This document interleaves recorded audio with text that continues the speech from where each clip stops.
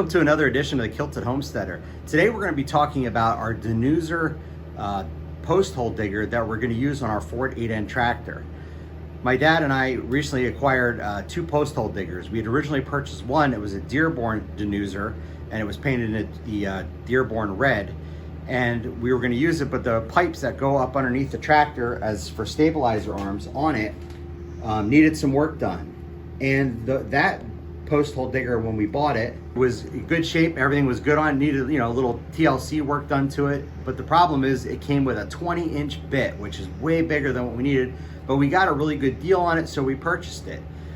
This one here, the one I'm going to be explaining and talking about here, I had seen online and had talked with the individual online about it. It was also a Danuser that had been set up for a 48N tractor, but it was not set up right, and it did not have those extension tubes I was just talking about to go underneath the tractor.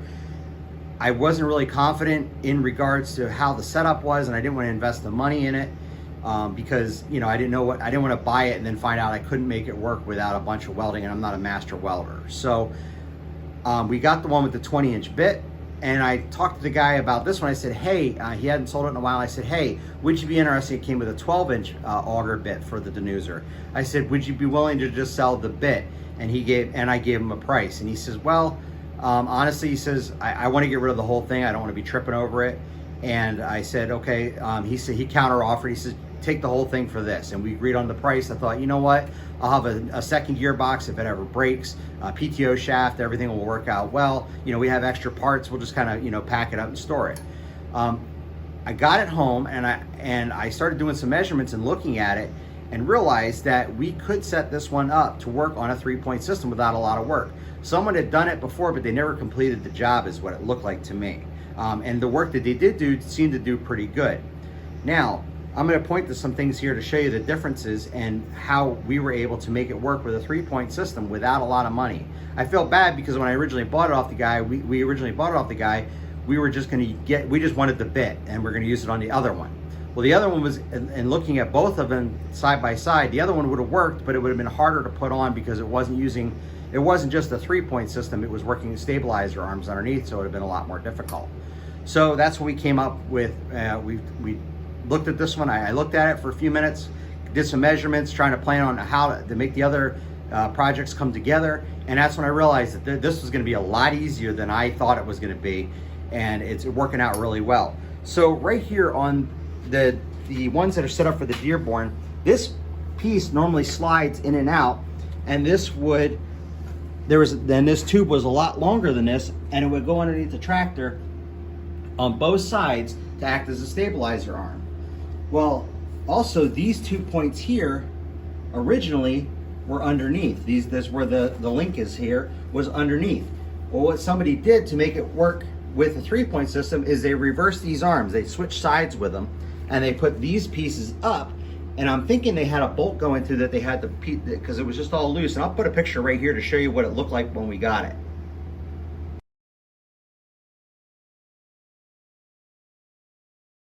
Okay, so welcome back.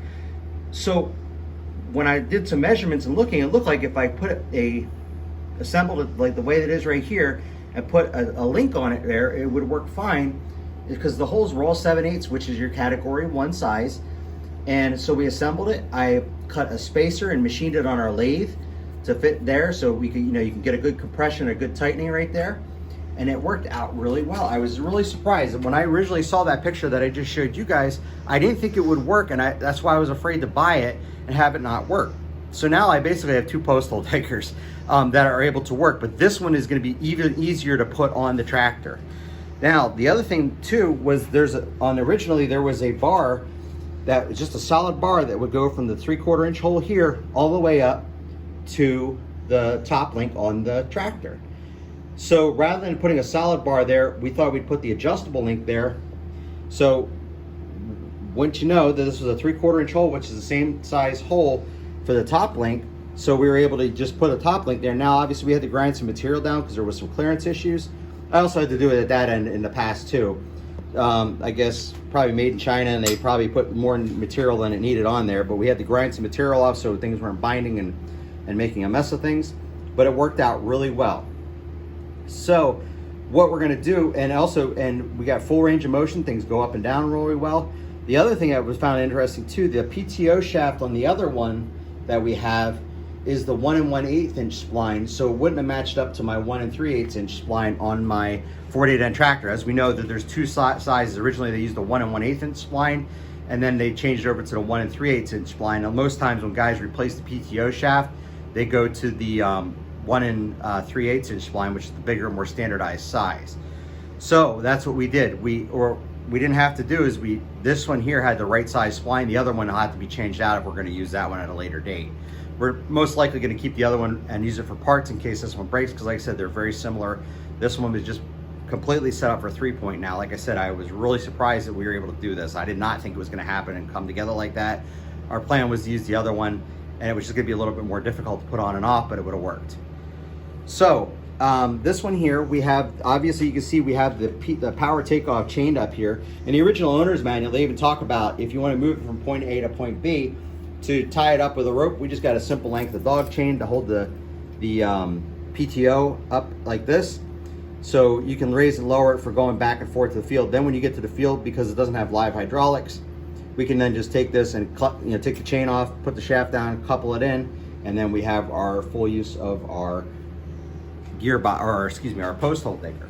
So what we're going to do today is, the individual I bought this off of, he said that it had 80-90 gear lube in it, and he said that when he talked to Danuser, they said you need to put a number 2 extreme pressure grease in it. So he did that. We're noticing some weeping here. I'm guessing that was from, maybe there's some 80-90 residual in there. It's coming past the seals a little bit. So we're going to take the cap off here like he did. Said he put 3 pounds of grease is what this took in the top here. So what we're going to do is we're going to take the top cover off here to see how everything looks inside, and then work on maybe resealing it up, because it looks like there's some weeping going on here too, and we try to clean it up a little, and maybe that's some residual from when you're working on it. But we're going to put a new gasket material down in there and put this back on top, and that'll get us back into work and get us going again. So this is how it was converted to 3-point hitch. Like I said, most of the work had been done prior to us getting it. We just had to finish it up and complete the project by putting those bottom link pins in down here that we just talked about a minute ago. So we're going to pause the camera for now. We're going to take that top cover off, and then we're going to see where we can go from there. All right, welcome back. So we took the cap off the gear case back here and put some more grease in it, fixed the seal, tighten it back up, and put it back into place. Now we're just going to do a quick test hole dig just to try out, make sure things work. We got the auger put on it, and we got a grade 2 in there for a shear bolt. Also here, you can see I put the stabilizer arms on. That's to keep it from moving back and forth. Like I said, this setup is a lot easier to putting on than the original Dearborn one. So we're going to go ahead and do a test dig, and we'll see how this works.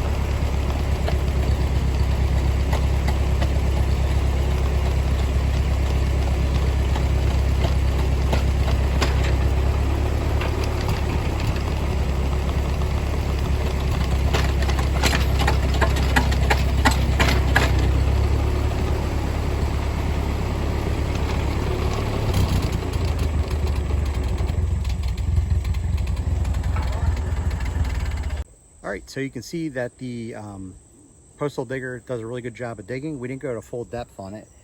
This ground, there's some rocks in it, some roots here. This was just a test punch through the hole. In fact, I already filled the hole in with my feet. We didn't want anybody falling into it, but we wanted to test it out before we use it on the more crucial areas that we're going to be doing it in the near future, I should say. We're actually going to use it, some of it, we're going to use it for planting a bunch of fruit trees. So it's a lot easier than digging holes. You just punch a hole about 6 inches down with this. It'll go a lot easier and a lot smoother. So I appreciate you tuning in to another edition of Kilted Homesteader. I hope you found this video informative on how we were able to finish the conversion process of a Dearborn Danuser post hole digger from the old style setup to a more modern 3-point setup. And again, we were surprised it was able to come together that simple and that easy. We were planning on using the old style that the other post hole digger had versus this one, but it came out really well. So if you like this video, please give it a thumbs up. I encourage you to subscribe to our channel for more videos like this, setting around the homestead and 48N tractors and N series tractors too. And we thank you for tuning into another edition of the Kilted Homesteader.